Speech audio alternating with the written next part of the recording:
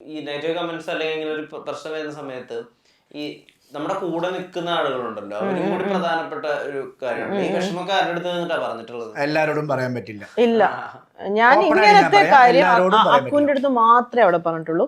കാരണം അവിടെയുള്ള ആൾക്കാരും തെളിഞ്ഞും മറഞ്ഞും ഇത് ഡിസ്കസ് ചെയ്തിട്ടുണ്ട്. തീർച്ചയായിട്ടും അവർക്ക് ചിലപ്പം ഈ പറഞ്ഞ ഈ ട്രാൻസ്ജെൻഡേഴ്സ് എന്ന് പറഞ്ഞ ഒരു വ്യക്തികളുമായിട്ട് അധികം അടുപ്പുണ്ട്. കാരണം അവിടെയുള്ള എല്ലാവർക്കും എനിക്കും അക്കുനും മാത്രമേ ഉള്ളൂ അങ്ങനെയുള്ള ആൾക്കാരുമായിട്ട്. എനിക്ക് ഈ ഷൂട്ടും കാര്യങ്ങളൊക്കെ ചെയ്ത് അവിടെ ഉള്ളവരെല്ലാം കൂടുതൽ ന്യൂ കമ്പേഴ്സാണ്.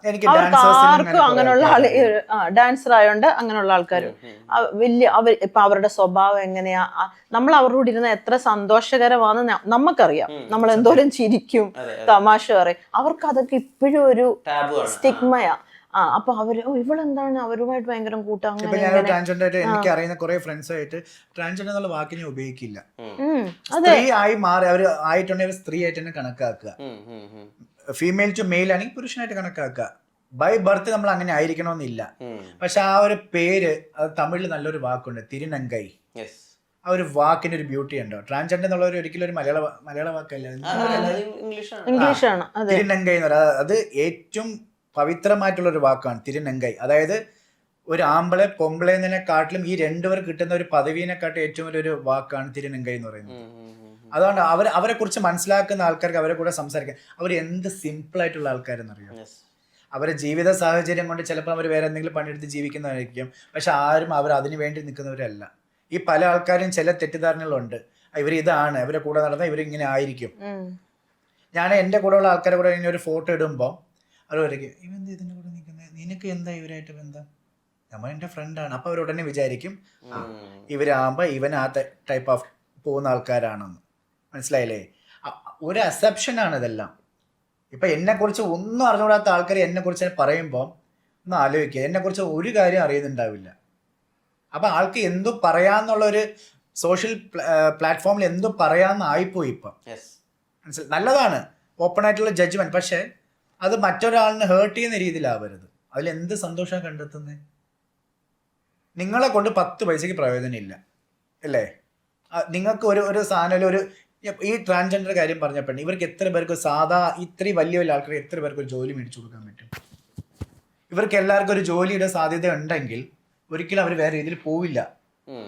ഈ ഇൻഡസ്ട്രിയിൽ ഇത്രയും മേക്കപ്പ് ആർട്ടിസ്റ്റ് വേണമെങ്കിൽ അവർക്ക് കൊടുക്കുന്ന റെസ്പെക്റ്റ് ആണ്. ഈ കാണുന്ന എല്ലാ ആക്ട്രസും എല്ലാം ഈ ഇവരെന്തിനാണ് ഇരിക്കുന്നത്? അവരൊരു എന്താ പറയുക, ഒരു ഹോംലി പേഴ്സൺ ആയിട്ടാണ് അവരെ കാണുന്നത്. They are safe with dum. So അതുകൊണ്ട് അവരെ മാറ്റി നിർത്താൻ ഇല്ല. ഇത്രയും ട്രാൻസ്ജെൻഡേഴ്സിനെ കുറിച്ച് ഇങ്ങനെ പറഞ്ഞുകൊണ്ടാണ് ഇപ്പൊ ആൾക്കാർ വിചാരിക്കുമായിരിക്കും എന്താ ഇതിനെ കുറിച്ച് കൂടുതൽ സംസാരിക്കും. അല്ല, എനിക്ക് നമ്മൾ ആ സറൗണ്ടിങ്ങിൽ അതിനെക്കുറിച്ച് അറിയുന്ന ആൾക്കാരുണ്ടെങ്കിൽ അത് മനസ്സിലാക്കാൻ പറ്റും. ഈ വർക്ക് സ്പേസിൽ നമ്മുടെ ഇമോഷൻസ് മനസ്സിലാക്കുന്ന ആളുകൾ ഉണ്ടാവുക എന്ന് പറയുന്നത് വലിയൊരു ഭാഗ്യമാണ്. അങ്ങനത്തെ ആളുകൾ ഉണ്ടാവാത്തൊരവസ്ഥ, നമ്മൾ തീരെ ഓക്കെ അല്ല, എന്നാൽ നമ്മൾ പെർഫോം ചെയ്യണം. ഈ പറഞ്ഞ 13-14 മണിക്കൂറുകൾ അത് കുറച്ച് ടാസ്ക് പിടിച്ചൊരു കാര്യമല്ലേ? ഭയങ്കര ഡിപ്രഷൻ വരും സത്യം. പക്ഷെ എല്ലാരും പറയുന്നത് നമ്മൾ സീരിയലിലോ സിനിമയിലോ ചെന്നാൽ അധികം ആരോടും കൂട്ടുകൂടാൻ പാടില്ല, അവനവന്റെ കാര്യം നോക്കണം, ഇത് ഇവിടുന്ന് കഴിയും. അത് തന്നെ എല്ലാരും പറയുന്നത്. സംടൈം അത് നല്ലതെന്ന് ഞാൻ പറയുള്ളൂ. സംടൈംസ്, എല്ലായിടത്തും അല്ല, സംടൈംസ് നമുക്ക് ഒരാൾ ഓക്കെ അല്ലാന്ന് തോന്നിക്കഴിഞ്ഞാൽ ആ ഒരു രീതിയിൽ വെക്കുന്നതായിരിക്കും എപ്പോഴും നല്ലത്. കാരണം നമ്മൾ ഓവറായിട്ട് അവരെ സ്നേഹിച്ച് ഇതായി. കാരണം ഇത് ഇത്രയും ഞാൻ പറയാൻ കാരണം ഈ ഹാർഡ് വർക്കിന്റെ കാര്യം എന്നോട് ചോദിച്ചില്ലേ, ഈ 14-16 hours വെച്ചോ, 15 hours വെച്ചോളൂ. നമ്മൾ വീട്ടിനകത്ത് ആകെ സ്പെൻഡ് ചെയ്യുന്നത് 4 to 5 hours മാത്രമേ ഉള്ളൂ. ഞങ്ങൾ ഷൂട്ട് നേരത്തെ കഴിഞ്ഞാലും ഞങ്ങൾ വീട് എത്തി മേക്കപ്പ് ഒക്കെ റിമൂവ് ചെയ്ത് പോയി ഭക്ഷണം കഴിച്ച് കുളിച്ച് കിടക്കുമ്പോഴത്തേക്കും എത്ര സമയമാവും? 12 മണിയാവും. ഞങ്ങൾ വീണ്ടും രാവിലെ 5:30 മണിക്ക് 6 മണിക്ക് വണ്ടി വരണമെങ്കിൽ നമ്മൾ ഓൾമോസ്റ്റ് ഒരു 5 മണിക്കെങ്കിലും എണീക്കണം. നമ്മൾ വീട്ടിലെ ആൾക്കാർ സ്പെൻഡ് ചെയ്യുന്ന ടൈം എത്രയാ? നമ്മൾ സെക്കൻഡ് ഫാമിലിയാണ് എപ്പോഴും. എൻ്റെ സീരിയൽ എനിക്ക് അത്ര ഇഷ്ടം പറയാൻ കാരണം എനിക്ക് സിനിമ അങ്ങനെ പറയുന്നതല്ല, എനിക്ക് എപ്പോഴും എൻ്റെ സെക്കൻഡ് ഫാമിലി ആയിട്ടാണ് ഞാൻ എപ്പോഴും കാണുന്നത്. ഒരു സീരിയൽ ഏകദേശം ഒരു 4-5 വർഷം പോകും, പോട്ടെ ഒരു മിനിമം ഒരു 2.5 വർഷം പോകും. അപ്പം നമ്മൾ വീട്ടിലെ അമ്മയും അച്ഛനെയും അല്ലെങ്കിൽ വൈഫിനെ സിസ്റ്ററിനെല്ലാം കാണുന്നതിനെക്കാട്ടിലും ഏറ്റവും കൂടുതൽ കാണുന്ന ആൾക്കാർ ഇവരാണ്. അപ്പം നമ്മൾ അവരെ ഒരു ഫാമിലി മെമ്പറായിട്ട് കാണുമ്പോൾ അവരുടെ ഭാഗത്ത് നിന്ന് എന്തെങ്കിലും ഒരു ചെറിയൊരു ഇത് വരുമ്പോഴത്തേക്ക് നമുക്ക് ഒരിക്കലും അത് അക്സെപ്റ്റ് ചെയ്യാൻ പറ്റില്ല. മനസ്സിലായില്ലേ? അപ്പം നമ്മൾ ചിലപ്പോൾ സീനിൽ കാണിക്കണമെന്നില്ല, പക്ഷെ നമ്മളുടെ ആവശ്യം എന്താണ്? സീൻ നന്നായിട്ട് പോകണം. പക്ഷെ നമ്മൾ ഓപ്പോസിറ്റ് അവർക്ക് ഇഷ്ടമല്ലാത്ത ആയിരിക്കും, പക്ഷെ എന്നാലും നമ്മളത് കാണിക്കില്ല. അതാണ് ആക്ടിങ്. മനസ്സിലായില്ലേ? ജീവിതത്തും ഇതുമായിട്ട് ഒരിക്കലും മർജ് ചെയ്യാൻ പറ്റില്ല. ഈ മാനസികമായിട്ട് ഒട്ടും അടുപ്പില്ലാത്ത ഒരാളുടെ കൂടെ സീൻ ചെയ്യേണ്ടി വരുന്ന സമയത്തെ അത് അതിനെങ്ങനെ ഓവർകം ആളുകളുടെ പേരൊന്നും പറയണ്ട. ഇല്ല, എനിക്ക് അങ്ങനെ ഇല്ല. പക്ഷെ അവിടെ കണ്ടിട്ടുണ്ട് അഭിനയിക്കുന്നത്. അയ്യോ, എനിക്കൊന്നും അവർക്കൊന്നും ഒരു പ്രശ്നമില്ല. പക്ഷെ എനിക്ക് ഞങ്ങളെ സീരിയൽ എന്നല്ല, പൊതുവെ എല്ലാ സീരിയൽസിലും ഉണ്ടാവും. നമ്മൾ ഓരോ കഥകൾ കേട്ടിട്ടില്ല. ഇപ്പൊ തിലകൻ ചേട്ടന്റെ ഇന്റർവ്യൂ ഉണ്ട്, ലളിത ചേച്ചിയുമായിട്ട് സംസാരിക്കില്ലായിരുന്നു. അതെ, ഞാൻ അങ്ങനെ സംസാരിക്കാണ്ട് ഇതുവരെ അഭിനയിച്ചിട്ടില്ല. ഇവനുമായിട്ട് അഭിനയിച്ചിട്ടുണ്ട്, പക്ഷെ നമ്മള് സീനില് ഞങ്ങള് ആഴ്ച സംസാരിക്കാതിരിക്കും. ചെറിയൊരു കാര്യത്തിന് പിണങ്ങിയാലും പക്ഷെ ഞങ്ങൾ അങ്ങനെ സീനിൽ കാണിക്കില്ല. സീനിൽ കാണിക്കില്ല. കട്ട് പറയുമ്പോൾ ഞങ്ങളെ വഴിയും ആരും മുഖത്ത് നോക്കാണ്ട് അങ്ങോട്ട് തിരിഞ്ഞു നിൽക്കും.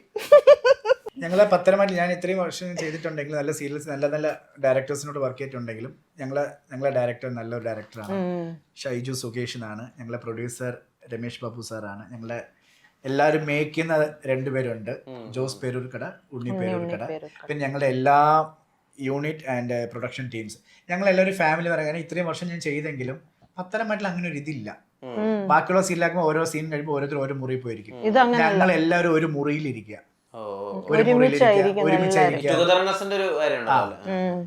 അതുകൊണ്ടാണ് ചിലപ്പം നമ്മൾ വിചാരിക്കാതെ ഒരു സംഭവം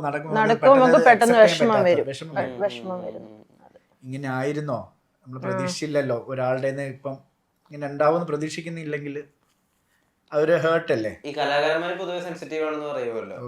ഞാൻ ഭയങ്കര സെൻസിറ്റീവ്. കാരണം ഉള്ളതുപോലെ മുഖത്ത് വരും. കാരണം എന്താ വെച്ചാ നമ്മൾ പറയുള്ള അപ്പം പറഞ്ഞു കഴിഞ്ഞാൽ അത് കഴിഞ്ഞു. നീ ഇങ്ങനെ ആയിരുന്നു, ഞാൻ ഇങ്ങനെ മനസ്സിൽ വെച്ചിട്ട് എനിക്ക് അത് വീണ്ടും വീണ്ടും ബിൽഡപ്പ് ആണത്. അതൊരിക്കലും ചെയ്ത് ഫേക്ക് ആവരുത്. പറയാനുള്ള മുഖത്ത് നോക്കി പറയാ. അത് ചിലപ്പോൾ ഓപ്പോസിറ്റ് ആൾക്ക് ഇഷ്ടം ആവണമെന്നില്ല. പക്ഷെ എന്റെ കാര്യം ഞാൻ ഓപ്പൺ ആയിട്ട് പറഞ്ഞു കഴിഞ്ഞാൽ എന്റെ അവിടെ ചാപ്റ്റർ കഴിഞ്ഞു. പിന്നെ ഓപ്പോസിറ്റ് എന്ത് വിചാരിച്ചോളത് വേറൊരു കാര്യം. അതുപോലെ ഇമോഷൻ കരയണമെങ്കിൽ കരയുക. പണ്ടേ ഒരു ഇതുണ്ട്, ആണുങ്ങളെ കരയില്ല പെണ്ണുങ്ങളെ കരയുള്ളൂ. അങ്ങനെയൊന്നും ഇല്ല. ആണുങ്ങൾ ചിലപ്പോൾ ബാത്റൂമിൽ റൂമിലിരുന്ന് ഒറ്റയ്ക്ക് കരയുമായിരിക്കും. അല്ലേ, ആ സീൻ ഞാൻ ചെയ്തോണ്ട് എനിക്ക് ഇപ്പോഴും അത് ഓർമ്മയുണ്ട്. സോ അതാണ് എല്ലാവർക്കും ഇമോഷൻസ് പ്രകടിപ്പിക്കുക. സന്തോഷമാണെങ്കിൽ സന്തോഷം, ദേഷ്യമാണ്. കാരണം ഇമോഷൻ എന്നുള്ള കാര്യം അത് അത്രയും വാല്യൂ ആയിട്ടുള്ള സാധനമാണ്. അത് ഉള്ള കാര്യം ഓപ്പൺ ആയിട്ട് പറഞ്ഞാൽ ചില ആൾക്കാർ പറയും അപ്രിസിയേഷൻ ചെയ്യില്ലാരും, നീ ചെയ്ത് നല്ലതാണ്, അല്ലെ ചെയ്യുന്ന മോശം എന്ന് പറയും. അത് ശരിയല്ല കേട്ടോ. അതെന്തോ ഒരു പോലെ ഇച്ചിരി കൂടെ ആവാൻ മതി. പക്ഷെ നല്ലത് ചെയ്താലും അത് പറഞ്ഞാൽ ചിലപ്പോൾ അവന് കയറി അങ്ങ് ഇതാവും. താഴേക്ക് വാ ഒന്നുമില്ല, അതൊന്നുമില്ല. ഉള്ളത് പോലെ നമ്മൾ പറയാം ചെയ്ത് നല്ലതെന്ന് പറയണം. അത് എന്തായാലും തെറ്റിയിരിക്കുന്നത്, എന്തെങ്കിലും നഷ്ടം സംഭവിക്കാറുണ്ടോ? ഒന്നും സംഭവിക്കില്ല. അത് നല്ലൊരു വാക്ക് പറഞ്ഞാൽ കഴിയാന്നുള്ളതല്ലേ ഉള്ളൂ. പക്ഷെ അത് ചില ആൾക്കാർക്ക് പറയാൻ ഒരു മടിയാണത്. നല്ലത് പറയാൻ മടി, നല്ലത് അംഗീകരിക്കാൻ മടിയാണ്. മോശം ഉണ്ടെങ്കിൽ അതിനെ ഒരു വഴിയാക്കാൻ ആൾക്കാർക്ക് ഒരു മടിയില്ല. പക്ഷെ അതിന് കാണിക്കുന്ന ഒരു എക്സൈറ്റ്മെന്റ് ഈ നല്ല കാര്യത്തിൽ പറയില്ലായിരുന്നു. അത് കൂടെ വർക്ക് ചെയ്യുന്ന ആൾക്കാരായാലും ഓപ്പൺ ആയിട്ട് തന്നെ പറയാം. കൂടെ വർക്ക് ചെയ്യുന്ന ആൾക്കാരാണെങ്കിൽ പോലും അപ്രീഷിയേറ്റ് ചെയ്യണമെന്നില്ല, ഡയറക്ടേഴ്സ് ചെയ്യണമെന്നില്ല. അപ്പോൾ അവർ വിചാരിക്കണ്ട ഈ സീനിൽ ഞാൻ നല്ലതെന്ന് പറഞ്ഞ് നമ്മൾ അടുത്ത സീനിൽ അവൻ ഭയങ്കര ഇത് കാണിക്കും. അങ്ങനെയൊന്നുമില്ല. ഉള്ളത് ഓപ്പൺ ആയിട്ട് പറഞ്ഞു തരാം. ജെന്യൂൻ ആയിട്ടിരിക്കുക. അറ്റ് ദ ലാസ്റ്റ് ജെന്യൂൻ ആയിട്ടിരിക്കുക.